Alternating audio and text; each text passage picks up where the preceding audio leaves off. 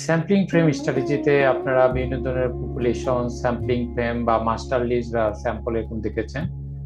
অর্থাৎ জনসংখ্যার প্রতিনিধিত্ব করে বড় একটা জনসংখ্যা, সেখান থেকে একটা মাস্টার লিস্ট হবে ছোট আকারে, সেখান থেকে নমুনা ছোট স্যাম্পল গ্রহণ করা হবে। আপনারা দেখেছেন যে বিভিন্ন ধরনের এইরকম প্রসিডিওর আপনারা অনেক ক্ষেত্রে অবলম্বন করেন, অনেক সময় করেন না, কিন্তু গবেষণার ক্ষেত্রে অ্যারিথমেটিক্যাল কারেক্ট করতে হলে এবং সাইন্টিফিক অ্যাপ্রোচে এবং সিস্টেমেটিক অর্ডারে চলতে হলে আপনাকে অবশ্যই স্যাম্পলিং ফ্রেম এন্ড স্ট্র্যাটেজি পুরোটাই মেনটেন করে চলতে হবে।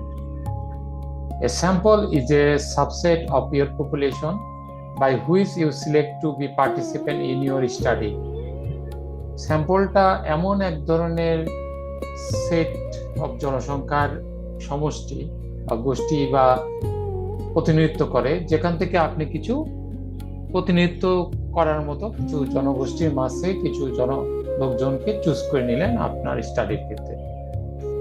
স্যাম্পলিংকে সহজ ভাষায় বলা যায় একটা পোর্শন, জনসংখ্যার একটা অংশ বা এক প্রতিনিধিত্ব করা একটা অংশ মাত্র, যেটা আপনার গবেষণার এলাকায় দারুণভাবে রিপ্রেজেন্টেশন করবে সমগ্র জনগোষ্ঠীর ক্ষেত্রে প্রতিনিধিত্ব করার ক্ষেত্রে। এই কৌশল পরিকল্পনা আকারে এমনভাবে সেট করা থাকবে যে স্যাম্পলটা আপনাকে নিশ্চিতভাবে এটার ক্ষেত্রে ব্যবহার করতে পারবে গবেষণা স্টাডিকে রিপ্রেজেন্ট করতে, এবং জনসংখ্যাকে আপনার যে স্যাম্পলের যে ভিউ আপ বা আপনার যে অঙ্কন বা চিত্র আছে সেটাকে সকলের সামনে সাবলীল সুন্দরভাবে নিপুণভাবে তুলে ধরবে। আমরা যদি দ্বিতীয় স্লাইডে যাই, A sampling frame is a list all of the items in your population.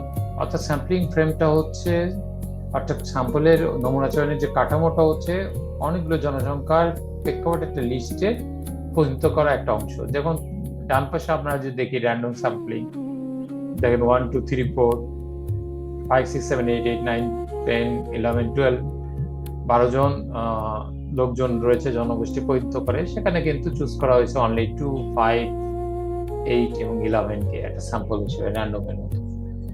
It is complete list of everyone or everything you want to study.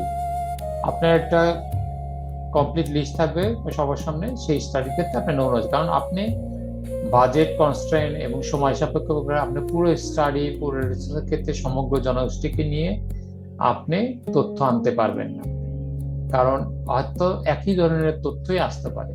এই জন্য একটা স্যাম্পল রিপ্রেজেন্টেশনের মাধ্যমে তথ্যটাকে বা ডাটাটাকে উপাত্তকে তথ্য সংগ্রহ করতে হয় মাঠ পর্যায়ে থেকে। The difference between a population and sampling is that the population is general, অর্থাৎ জনগোষ্ঠী এবং স্যাম্পলিং বিশিষ্ট জনসংখ্যার মধ্যে সাধারণভাবে যে পার্থক্য, গতানুগতিক বা পার্থক্য দেখা যায়, ফ্রেম হবে একটি স্পেসিফিক সুনির্দিষ্ট, আর জনসংখ্যার মধ্যে স্যাম্পল বা নমুনাটা হবে একটা প্রতিনিধিত্ব করা অংশ। For example, the population could be people who live in Jacksonville, Florida. ফ্লোরিডার জ্যাকসনভিলিতে যারা বসবাস করে বা দীর্ঘদিন ভাবে অবস্থান করছে যেসব জনগোষ্ঠী, সেসব লোকজনকে বলা হচ্ছে পপুলেশন। একটা উদাহরণ দিন। এরপর